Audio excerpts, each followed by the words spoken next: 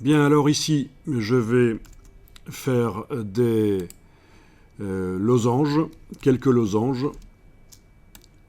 Donc, je commence avec l'outil rectangle et je trace un carré avec la touche Shift. Voilà. Donc c'est un choix de faire des losanges et en même temps, comme ça, vous voyez un peu la logique. Bien. Ensuite, le carré, je vais le transformer avec l'outil de transformation ici. Je me mets tout près du carré. J'enfonce la souris, je la bouge en enfonçant la touche Shift. Et voilà, quand il est comme ça, je lâche le bouton de la souris, puis après, calmement, je lâche la touche majuscule. Pourquoi je dis toujours après calmement? Parce que souvent les débutants, quand ils utilisent la touche majuscule pour contraindre quelque chose, ici on a contraint sur les axes, ils lâchent le bouton de la souris et la touche majuscule en même temps. Et donc, c'est vraiment le loto. Il y a une chance sur deux que l'usage de la touche majuscule n'ait pas servi. Bien, toujours avec l'outil de transformation, on va pouvoir agrandir par le bas ou par le haut en prenant la poignée. Voilà, et si vous enfoncez la touche Alt, attendez un peu, dans ce cas-là, il va falloir que je ruse parce qu'il me le garde proportionné. Oui. Il devrait pouvoir me l'allonger. C'est malin. Il ne veut pas. C'est pas grave. On va le faire point par point.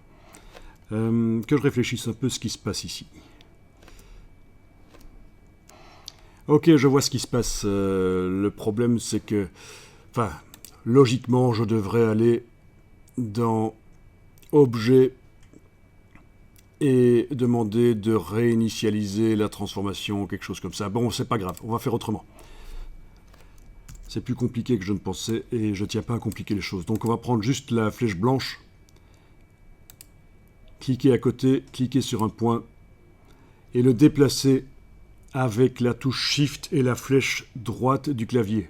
1, 2, voilà. Je sélectionne aussi ça.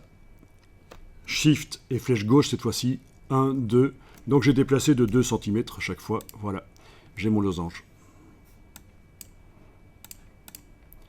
Ok. Donc, losange que je vais dupliquer et mettre à différentes dimensions. Et comme ça, j'ai fait rapidement... Oui, c'est parce que c'est une primitive, certainement, que ça fait ça. Donc, avec la touche Shift, je redimensionne. Voilà. Le but est de voir que nous avons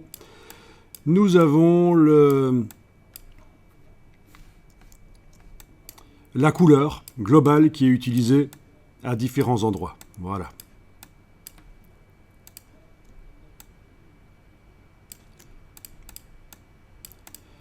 Ok, vous enregistrez le fichier. Et alors, ce qui va être démontré ici, mais je sais que certains parmi vous le connaissent déjà, c'est que si on modifie dans le nuancier la couleur globale, eh bien, ça va modifier tous les objets qu'il utilise. Et donc, ça veut dire que si vous faites une illustration avec plein de couleurs globales, vous utilisez que des couleurs globales, vous allez pouvoir modifier très facilement, faire des tests sur vos illustrations par la suite, sur les différents objets, vous allez pouvoir faire des tests. Rien qu'en double-cliquant dans le nuancier et en modifiant la couleur, ça va modifier tous les objets qui utilisent cette couleur dans l'illustration.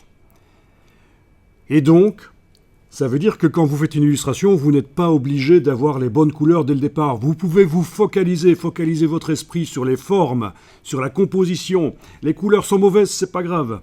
Vous allez pouvoir vous focaliser là-dessus, puis modifier les couleurs et faire des tests par la suite. Et Illustrator peut même vous suggérer des harmonies de couleurs. J'espère qu'on aura le temps de le voir. Alors voilà, avec la flèche noire, je clique à côté de tout, rien n'est sélectionné. Et en double-cliquant sur la couleur globale, vous avez une case aperçu et vous pouvez bouger les curseurs et tester pour voir ce que ça donne. Voilà, voilà. Donc la couleur a été changée. Si vous faites ça avec une couleur qui n'est pas globale, la modifier en double-cliquant sur elle, ça ne va pas modifier les objets qui utilisent la couleur.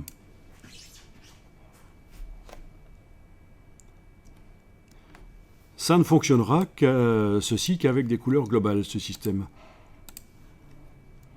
Ok. Pas besoin d'enregistrer, finalement, c'est bon.